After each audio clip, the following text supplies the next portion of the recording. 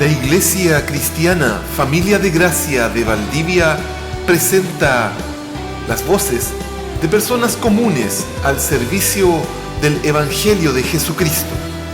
Voces de Familia de Gracia. Por favor, busquen en Gálatas, capítulo 5, del versículo 16, vamos a leer yo creo que hasta el 24.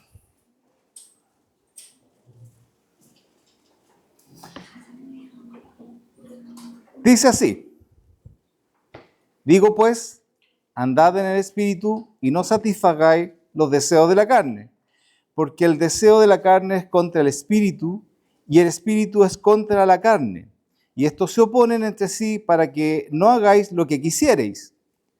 Pablo dice que no podemos hacer lo que nosotros queramos. Pero si sois guiados por el Espíritu, no estáis bajo la ley. Y manifiestas, o sea, evidentes, son las obras de la carne, que son adulterio, fornicación, inmundicia, lascivia, idolatría, hechicería, enemistades, pleitos, celos, iras, contiendas, disensiones, herejías, envidias, homicidios, borracheras, orgías y cosas semejantes a esta, acerca de las cuales os amonesto, como ya los he hecho antes, que los que practican tales cosas no heredarán el reino de Dios. Mas el fruto del Espíritu es amor, gozo, paz, paciencia, benignidad, bondad, fe, mansedumbre, templanza. Contra tales cosas no hay ley. Siempre que leía este pasaje, hermanos, tenía como cierta inquietud, porque habla de las obras de la carne, pero habla de un fruto. Y no, esto en realidad no es algo trivial, porque si uno dice que en realidad existe un fruto, significaría que, aunque yo diga, sabe que yo tengo paciencia, pero no tengo templanza, significaría que no está el fruto, porque el fruto es uno. Significa que o lo tienes o no lo tienes. La carne produce todo eso que escuchamos, multiplicidad de situaciones o consecuencias, pero el Espíritu produce un fruto. O sea que si no tienes el Espíritu, no tienes el fruto. Y por mucho tiempo dije, ¿por qué? ¿A qué se refiere el fruto? ¿Por qué lo coloca en singular y lo demás está en plural? Si son, además el fruto trae varias como consecuencias de eso. Por mucho tiempo como que me llamó la atención hasta que lo enganché, o por lo menos se me vino a la mente Juan capítulo 15, que vamos a leer también. Ahí está un poco la respuesta y me gustaría compartirles eso. Juan capítulo 15. Dice así. Está hablando el Señor Jesús en un momento súper clave. Todo lo que habla a partir del capítulo 15 se llama el discurso del aposento. En realidad comienza un poquito antes. Ya Judas ya no está. Judas ya se había manifestado. Están solamente los discípulos, 11, porque Judas ya no estaba. Y les habla en este largo discurso que se llama el discurso del aposento alto. Dice: yo soy la vid verdadera y mi Padre es el labrador. O sea, Jesús se compara con este arbustito que es muy común en el Medio Oriente. Pudo haber dicho muchos árboles, pero él ocupó el ejemplo más común, porque la vid, que es el fruto que produce las uvas, ¿cierto? Es un fruto, además, es un arbusto muy importante porque de ahí se produce el vino. Ustedes saben que los cristianos o la gente del primer siglo preferían tomar vino a tomar agua porque les contaminaba menos el vino que el agua, que no era potable. Por lo tanto, ocupa un ejemplo que para los discípulos era muy sabido, le hacía mucho sentido. Y dice que Él es la vid y el Padre es el que riega, es el que dice también que es el que poda, es el que mantiene a la vid. Dice, todo pámpano que en mí no lleva fruto, lo quitará. O sea, que depende el pámpano, hay otra figura.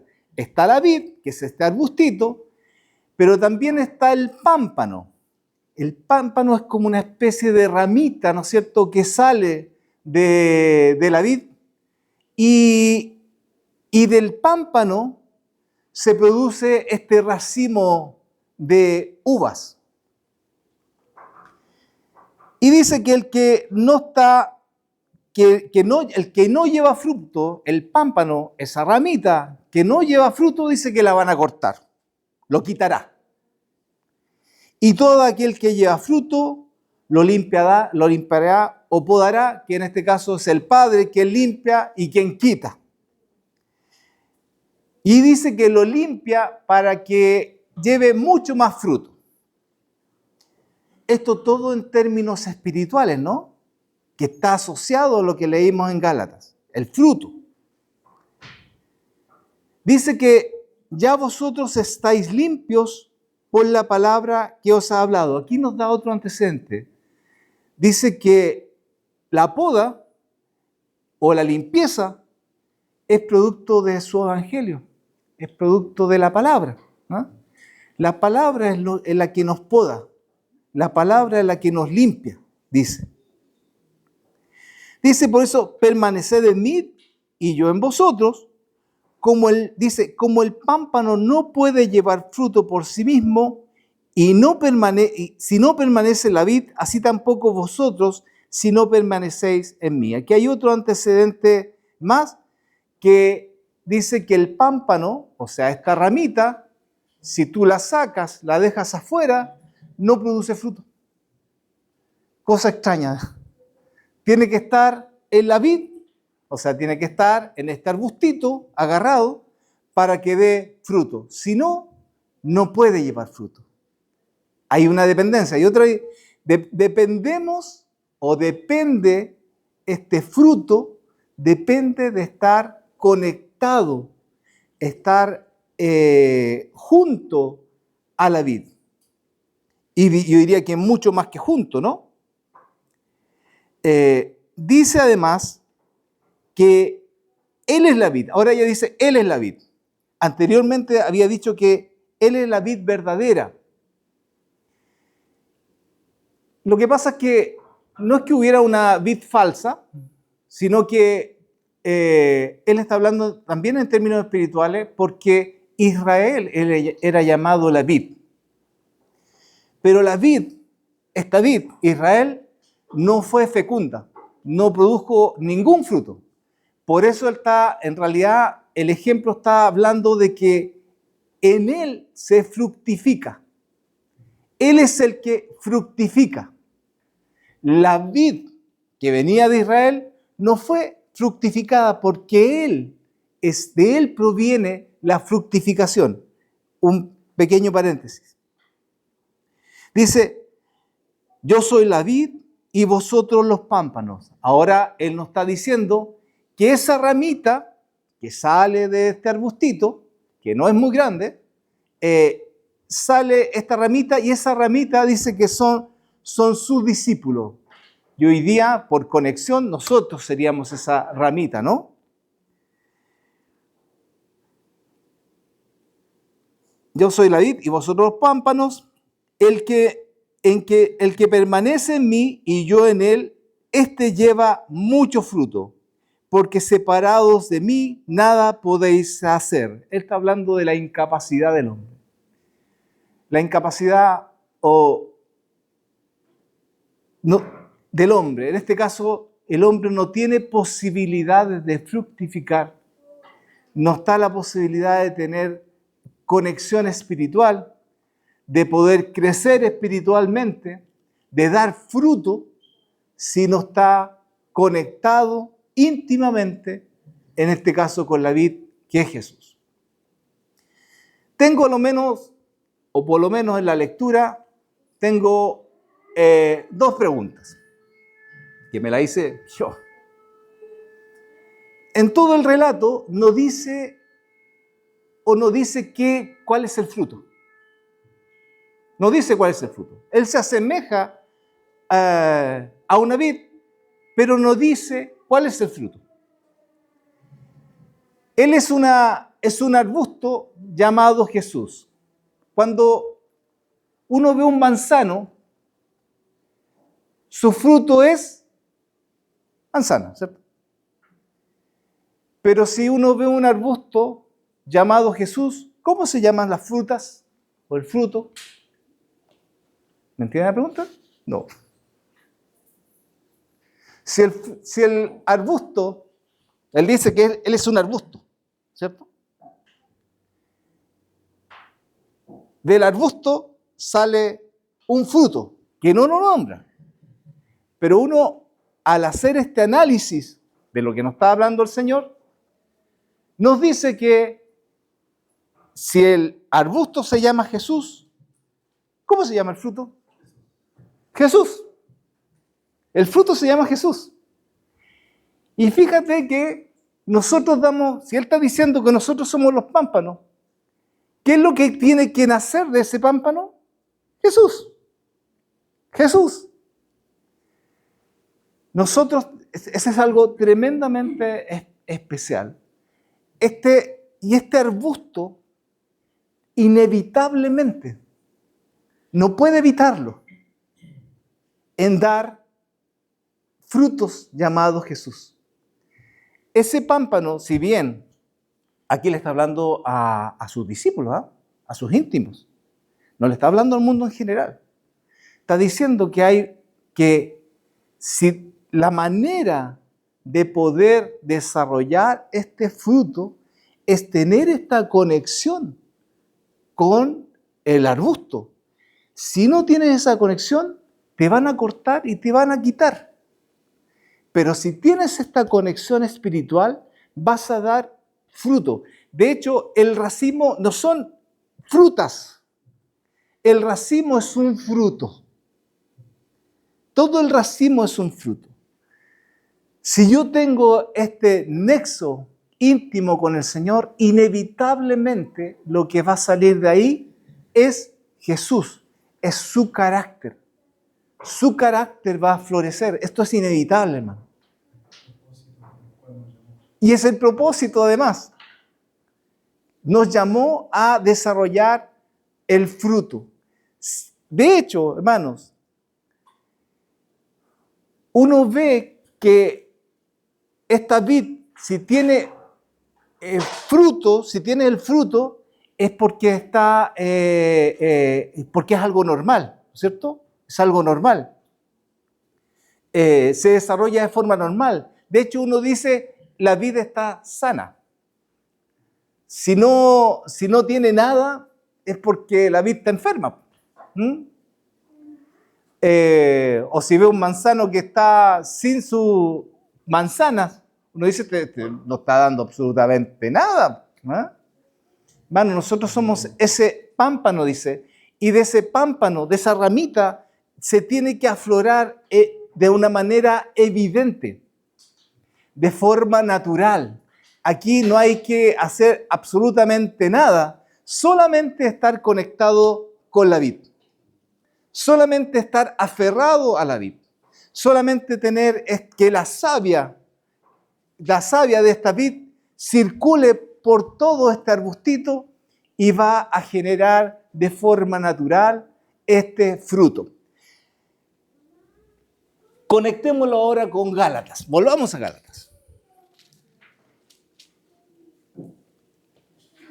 Jesús ya se fue, Él no está, y uno dice, bueno, ya no está Jesús, pero pocos capítulos, de hecho el capítulo 16, estábamos en el capítulo 15 del libro de Juan, en el capítulo 16, Él habla que va a venir este Espíritu y nos va a guiar a toda verdad.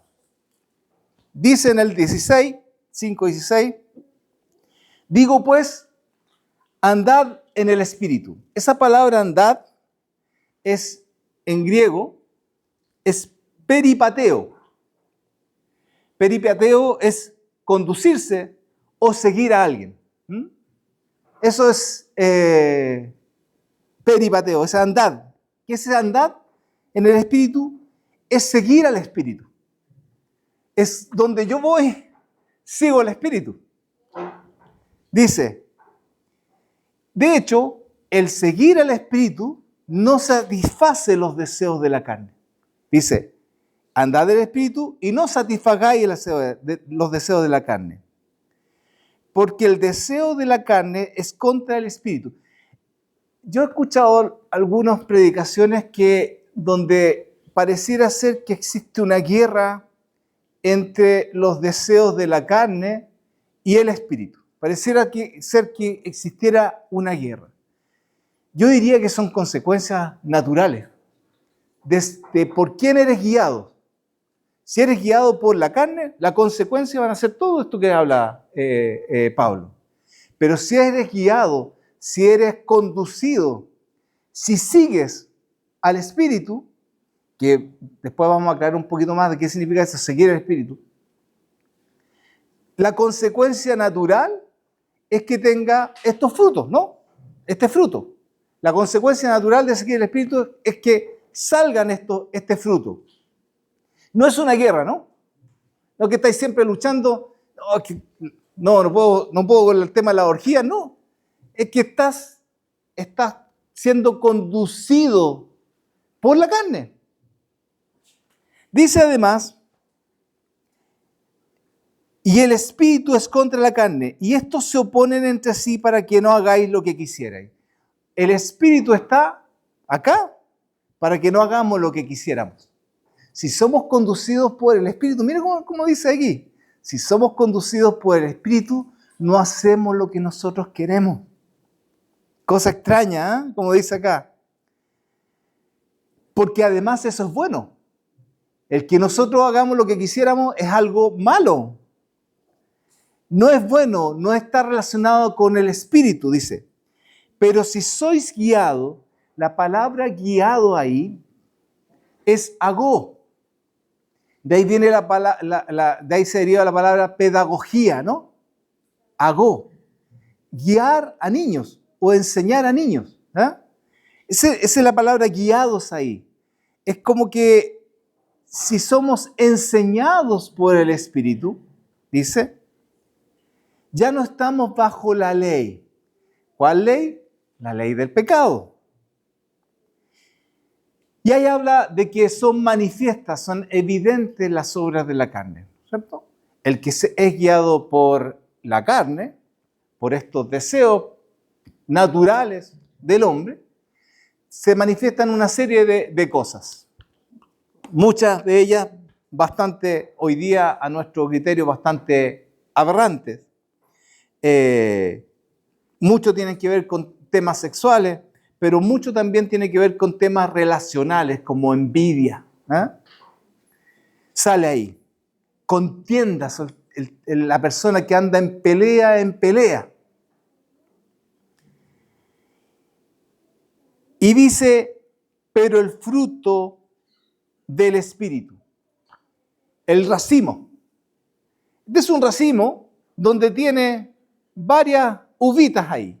Y dentro de esa uvita está el amor, el gozo, la paz, la paciencia, la benignidad, la bondad, la fe, la mansedumbre, la templanza. Dice, contra tales cosas no hay ley. O sea, no hay nadie quien controle eso. No es posible controlar eso, porque sale naturalmente. Si estás guiado por el Espíritu, nace naturalmente. Nadie puede colocarle límites. Ningún ser humano puede colocar límites a eso. Y hay una de estas características del fruto. Algunos han dicho que esto es como un diamante que lo ve de diferentes colores, brilla, y uno lo va cambiando y pareciera ser que va transformándose en nuevos colores. Yo creo que el ejemplo es mejor la del racimo, ¿no? Que tiene un fruto que tiene varias frutitas ahí, y hay uno en especial que la verdad es que no había indagado mucho y que me pareció muy relevante. No vamos a hablar de todo, vamos a hablar del último. Templanza. Templanza. La templanza, si uno va al griego, dice ekreteia. Kratos es poder.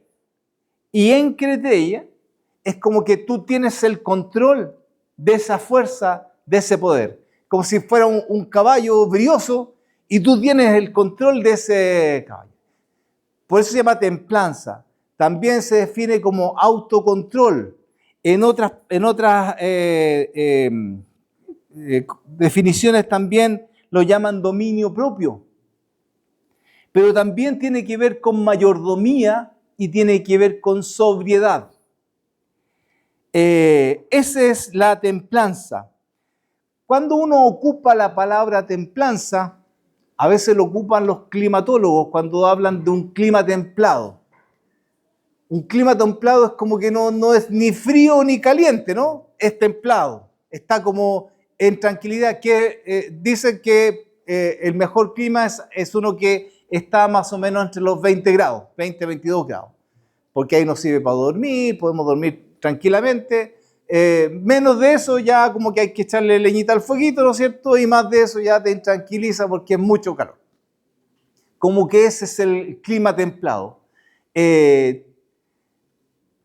¿Y por qué habla de esta como pasividad, podríamos decir?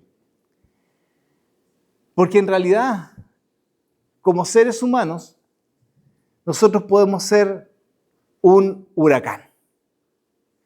Podemos ser una brisa muy tranquilizadora, pero también tenemos la posibilidad de ser una tormenta devastadora, con nuestras palabras y con nuestras acciones. Podemos ser, si no es controlado, porque aquí pareciera ser que nosotros controlamos algo. Nosotros estamos diciendo que esto es algo que nace del Espíritu. No es algo que controlemos nosotros, es algo que nace del Espíritu y nace de nuestra relación con el Señor. No es algo que tú puedas decidir, porque esto no es disciplina oriental, porque también podemos confundirlo con una disciplina oriental. Esta meditación no es disciplina oriental. Tampoco es gestión de emociones. Hoy día está muy de moda lo que son la gestión de nuestras emociones. La gestión de las emociones, esto es mucho más que eso, la templanza. Es mucho más que conocer cuáles son las emociones que me afectan. De comprender cuál es mi emoción que me afecta o qué palabras son las que activan ciertas emociones. La templanza es mucho más que eso. Fíjense que hay una historia que es verídica. No sé qué es tan comprobable porque ya pasó hace mucho tiempo. Resulta que saliendo de un culto dominical de una iglesia en Valparaíso, antiguamente en Valparaíso habían estas carrozas que le llamaban Victoria y que se ganaban como en las plazas, y las Victorias eran ocupadas para hacer un tour por la ciudad, y habían varias de estas Victorias, y saliendo del culto dominical, mucha gente del templo, saliendo del templo, una de estas Victorias o caballos se enloquece. Es muy brioso y empieza a recorrer y todos los demás se espantan. O sea, teníamos una gran cantidad de estas victorias sin conducción. Y se metieron justamente a la plaza donde venían saliendo estos hermanos. ¿Qué pasó? Es que todos los hermanos corrieron para todos lados y dejaron a los niños ahí y instinto materno ninguno, porque dejaron a los niños ahí, pasaron los animales y nadie corrió a rescatar a estos niños. Cada uno actuó bajo sus instintos de sobrevivencia, pero nadie se preocupó del otro, de tratar de salvar a niños, aunque sean niños que no sean tuyos, ni tampoco los padres, sino que actuó directamente el instinto. Esa es una forma de evidenciar que nosotros no tenemos el control muchas veces de nuestras propias emociones. Nosotros no tenemos el control muchas veces de nuestro propio actuar. Actuamos instintivamente y la templanza es justamente en la que es este don, esta virtud del Espíritu que hace que tú controles eso. Esto está dado para la iglesia. Esto está dado para la iglesia. La templanza es dada para la iglesia, para que tengamos esta buena relación, esta buena comunicación. No podemos actuar de cualquier manera. No podemos decir cualquier cosa, hermanos. No podemos decir lo primero que se nos ocurra. Se los voy a graficar más todavía. No podemos ser viscerales. No podemos ser impulsivos. No podemos ser. No podemos actuar desde la guata. La templanza tiene que ver con meditar en nuestras acciones. Hay un texto que se encuentra en Primera de Timoteo 3. Primera de Timoteo 3, que pareciera ser, porque aquí dice requisito de los obispos, pareciera ser que no, esto es para los obispos, no es para mí. Acá está hablando de un cristiano maduro, de un cristiano. ¿Qué requisitos o qué tiene un cristiano? ¿Qué frutos? Dice acá lo siguiente: palabra fiel, si alguno anhela obispado, pero en realidad esto es para todos los cristianos y cristianas, buena obra desea. Pero es necesario, dice, que el obispo sea irreprensible. La palabra irreprensible, que no sea cuestionado moralmente. Esto tiene que ver todo con la templanza. Todo lo que sale acá tiene que ver con la templanza. No quise hacer una definición de lo que era templanza, sino más bien qué es lo que dice Pablo acerca de la templanza. Primero, es necesario, dice, que sea irreprensible, que no haya cuestionamiento moral para el cristiano. Dice, marido de una sola mujer, o sea, que tenga estabilidad familiar y que no sea seducido. Templanza. Sobrio.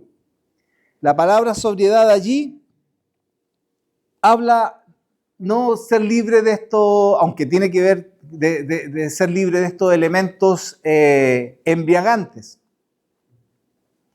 La sobriedad tiene que ver con ser moderado en nuestras emociones. Tiene que ver que no es controlado por estos agentes embriagantes. No somos controlados. Si vemos, y esto no tiene que ver con bebidas alcohólicas o con drogas, tiene que ver con que si vemos, por ejemplo, un comercial, no puedo, aunque a veces cuando dan comerciales sobre comida se me activa al tiro el apetito, pero no necesariamente por lo que muestran en las pantallas, yo tenga que salir corriendo a comprarlo. Son agentes embriagantes, te nublan la mente. Eso es lo que quiere decir. Eso es sobriedad. Ser sobrio es ser moderado, es actuar no impulsivamente, como decíamos, es actuar a través del consejo, es actuar preguntando, no es actuar alocadamente. Eso es ser sobrio. Dice, además, ser prudente. Prudente tiene que ver con ser discreto. No decide sin reflexionar. Eso es ser prudente. No podemos decidir sin reflexionar primero. Es una característica del cristiano. El cristiano no toma decisiones si primeramente no las reflexiona o no pide el consejo adecuado. Dice, ser decoroso. Decoroso tiene que ver con ser un ejemplo de trato a los demás. Eso es ser decoroso. Dice hospedador, o sea, servicial. Dar la posibilidad de ser, es una bendición ser servicial. Todo tiene que ver con la templanza, hermano. Apto para enseñar. Tiene que haber ciertas aptitudes para enseñar. Y si el Señor le ha entregado algo, una palabra, usted ya es apto para enseñar. Lo que no puede pasar es que perdamos la humildad por eso. Si el Señor le ha rescatado y el Señor le ha dado alguna palabra, que lo más probable es que sea mucha, ya somos aptos para enseñar. Nuestra moderación es no perder esa humildad, ¿no? Dice, no dado al vino. O sea, tenemos el control de nuestra temperancia. Eso quiere decir, tenemos control de la temperancia, porque el estado de embriaguez es un estado de intemperancia. Tenemos el control de eso. No damos a que el beber nos nuble la mente. No dice que no podamos beber. Dice que no tenemos que perder el estado de temperancia, de control mental, porque tenemos que estar alerta, hermanos. Esta vida, o la vida que nos ha hecho vivir, no podemos estar adormilados en nuestra mente. La templanza hace que nosotros tengamos que estar alerta frente a situaciones. En todo momento, las tinieblas, que son el enemigo, no sé si número uno, pero el enemigo de la fe, siempre está alerta. Siempre está inventando cosas para desviarnos. Pero si estamos nubilados, si estamos embriagados mentalmente, no perdemos el estar alerta. Perdemos, dice ahí que la embriaguez ya no controla tus acciones. Pierde la capacidad de estar alerta la embriaguez. Por eso no podemos conducir, porque ya perdemos el control de todas las cosas, perdemos el control del vehículo. Y aquí está hablando de algo mucho peor, que es perder el control del conducirnos en la vida. Es tremendamente más complejo todavía. Dice, no pendenciero. O sea, el templado es pacífico. El cristiano es conciliador. Concilia. No es pendenciero. Y a veces peleamos por cosas tan insignificantes, hermano. Le damos importancia a cosas tan insignificantes. Dice, no codicioso de ganancias deshonestas. O sea, ser honesto, ser íntegro económicamente. Y ahí está la palabra mayordomía. La templanza tiene que ver con mayordomía, con el control no solamente de los bienes que Dios nos da, no son nuestros, es el control de los bienes, sino el control también de la vida misma, de la vida que Dios, la vida, lo que nosotros estamos hoy día respirando, no es algo que nació de nosotros mismos, lo dio Dios.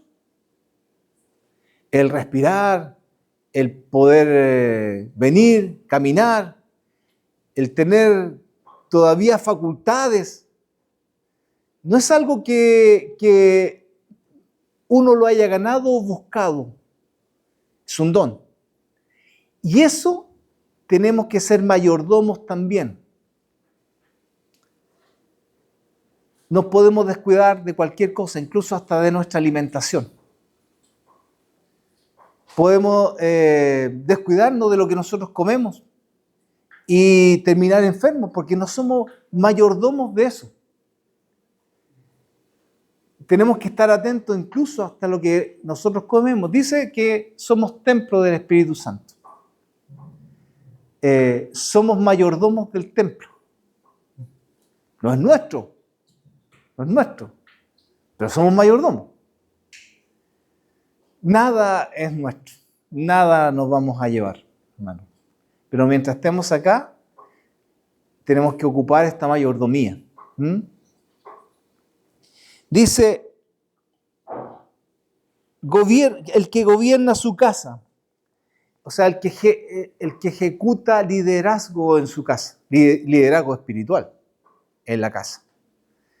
Esto tiene que ver también con que el templado no es el que no habla, no es el quieto, el que no dice nada, el que no tiene opinión. No sé si me siguen. El templado es el que dice las cosas, las dice de forma correcta.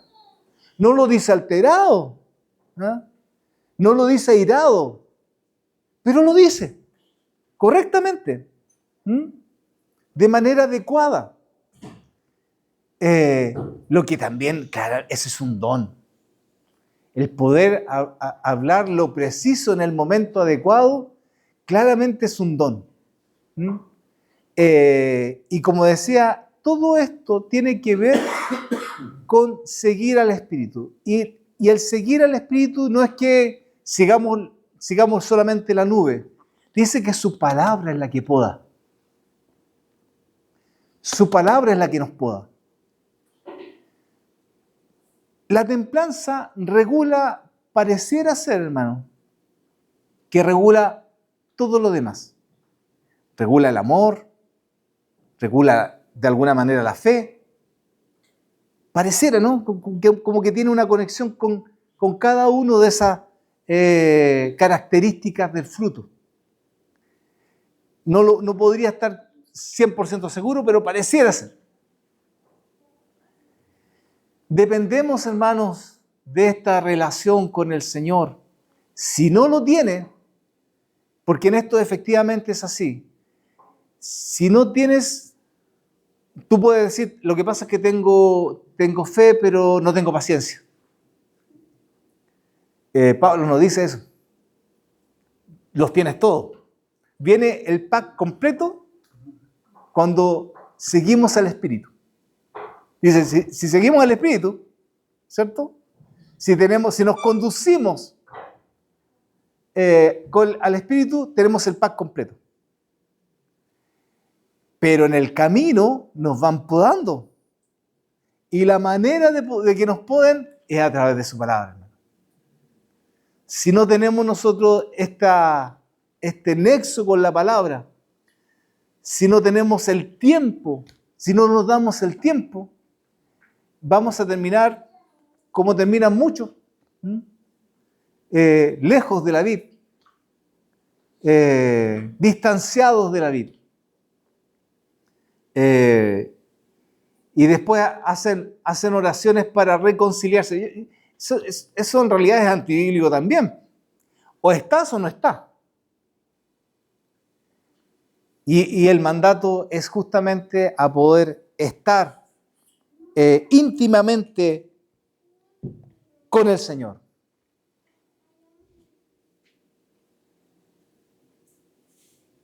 El último lo vamos a dejar. No sé si se dan cuenta, hermanos, pero aquí hay todo lo que sale ahí como fruto es algo bueno, necesario para la iglesia y para la vida. Cuando uno habla de vida cristiana, no habla, esto de venir acá, no es vida cristiana. La vida cristiana tú lo haces con los enemigos, la vida cristiana lo haces en el mundo, porque tú no pierdes tu significado de cristiano yendo a trabajar. O sea, tú eres cristiano donde te coloquen, eres cristiano. Y donde te coloquen, se manifiesta el fruto. Se manifiesta. Es evidente, dice. Se hace evidente. No se puede controlar. Es evidente, se nota, así como el que es guiado, así como las obras de la carne. Por eso la necesidad, hermanos, porque ese fruto además es bueno, es bueno. Lo mejor que nos pase es que tengamos esos frutos. Genera templanza y todo lo que más sale ahí. Porque además, templanza está asociado a un término de la metalurgia. Cuando se hace el templado del acero, es cuando se calienta a fuego, ¿no es cierto? Queda rojo el material, el acero. Está ahí en la tensión completa y después lo coloca o en agua, en aceite, y esto se hace para que ese material endurezca, para que se haga más resistente, para que podamos resistir.